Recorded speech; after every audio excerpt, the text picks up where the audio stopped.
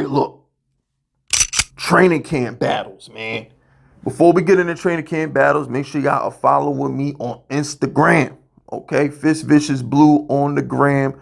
Drop the FUs on any post on my Instagram. Just go over there and show your boy some love, man. I ain't asking for much out here, B.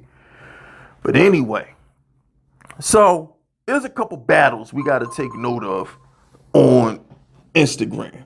Damn, I'm bugging. Not Instagram. On training camp. Here's the thing, right? So my thing is this. All right, here's my thing. The Giants are like a stars and scrub kind of team. And what I mean by a star and scrub kind of team is you know exactly who our goons are, right? You know exactly who the goons are.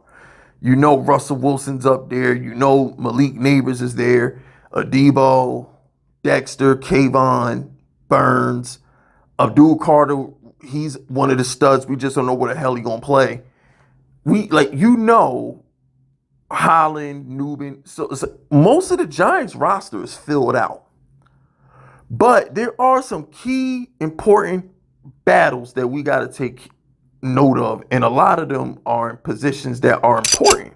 It may not seem important, but these positions are important. So you got Neal at guard. All right, so my thing with Neal at guard is, remember that video from minicamp when, you know, it was Burns, Kayvon, Abdul, and they rushed the passer and it just was scary looking.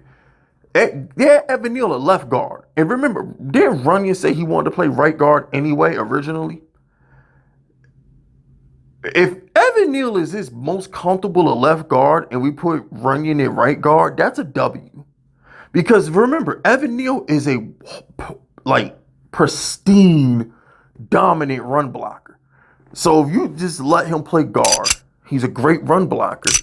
It's easier to hide him on the interior of the offensive line because he's not going to be on an island with a freaking dominant defensive end. There's a world where Neal is just the savior at the guard position because this is a talented guy. This was the best lineman in the draft.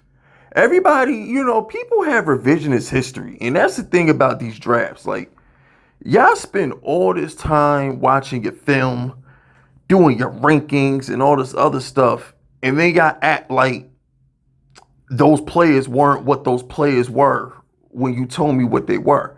What I'm trying to say is everybody knew coming out of Alabama that Neal was that guy. He was that guy. Not a soul was mad at the Neal pick, right? So this is a guy who has the talent.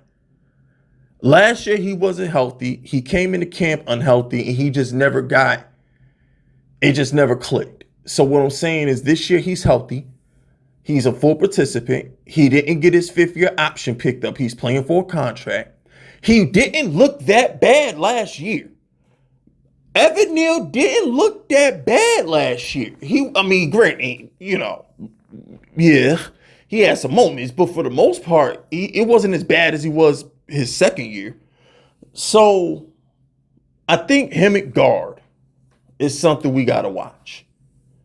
Him at guard is something we got to watch in training camp. Number two thing we got to watch in training camp. Theo Johnson, Bellinger, that 7th round pick tight end. It's going to be some battling at the tight end spot. Now, the thing with the tight end spot for me is Russ is going to make the tight end look good. Russ is going to throw that seam route in the middle of the field. So my thing is Theo Johnson is supposed to be baby Gronk. I know what Bellinger is. I think Bellinger's a solid player.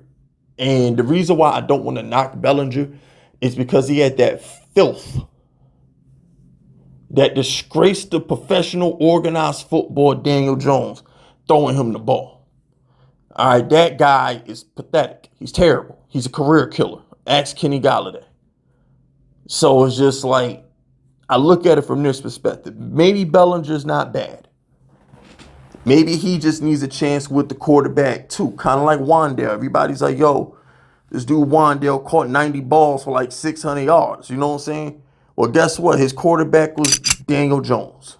And then it was Drew Lock and DeVito. So I'm not opposed to Bellinger, who had a better rookie year than Theo Johnson did. He had a way better rookie year than Theo Johnson did. Theo Johnson needs to learn how to catch the damn ball. So I think they're going to go with Theo Johnson because that's their guy. But look out for Bellinger because he's playing for a contract as well. Let's not sleep on that. He's playing for a contract as well. And that dude, a 7th round pick who was supposed to be the number 1 tight end on the planet with Brock Bowers coming out of college, but he got hurt. Let's see what he can do. So, we got some tight end competition out there. Also, Cordell Flott. Listen, I know the rumors about Cordell Flott has been taking snaps from Deontay Banks and whatnot. Listen, let me tell y'all something. Cordell Flott been on this team long enough for y'all to know this nigga is not a full-time number 2 cornerback. The holding calls are coming. Y'all niggas know good and well he is not going to be our go-to number 2 cornerback in the regular season. Deontay Banks is a man-press corner who was forced to play zone a lot last year and off coverage. You can't take a man-press corner and play him in off man on the goal line, put him in zone coverage up and down the field, and expect him to just be good out the box. And I know he had some attitude issues last year. That's why we fired our secondary coach. I get it.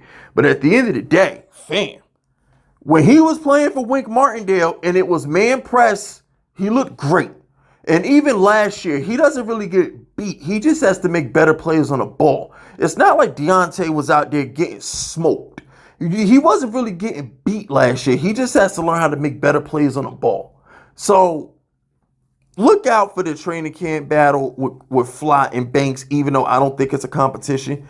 I really think it's Banks, but I just think they're trying to make him earn it. Mental manipulation. That's all it is, people. Mental manipulation. And lastly, it's obvious, man. Abdul Carter. How are they using him? Because in training camp, that's when we're really going to get to see the packages and get a feel for how they want to deploy him, because he's got to see the field. Obviously, I'm not paying any attention to Jackson Dart. A lot of, we already know you got Russell Wilson. He's starting. Russell's the starter. They don't want Dart to start. They want Dart to sit. So there's no point even talking about Jackson Dart. They want him to sit. But as far as Abdul Carter goes, I'm interested to see what he looks like in pads. I'm interested to see what he looks like when he's going against a starting offensive line. And I'm interested to see what he looks like next to Okereke when Burns, Kayvon, Dexter are all on the defensive line. I'm interested to see how Shane Bowen uses them. So training camp, just observing the Abdul Carter situation is going to be one of the things, everybody got to look out for. We need to have a damn kicker competition, but that's above my pay grade. I'm not about to dedicate no time to kickers. Graham Ganova's been money for us when he's healthy. When Graham Ganova's healthy, he's money. But damn it, if Graham Gano ain't nice no more, get him up out of here, because listen, I love Russell Wilson to death, but Russell Wilson known for fourth quarter magic. And in order for Russell Wilson to complete his fourth quarter magic, we're going to need a kicker that can seal the deal. So if this dude Graham Gano ain't healthy, or if he's lost it, Shane needs to do his due diligence to get us a kicker in here.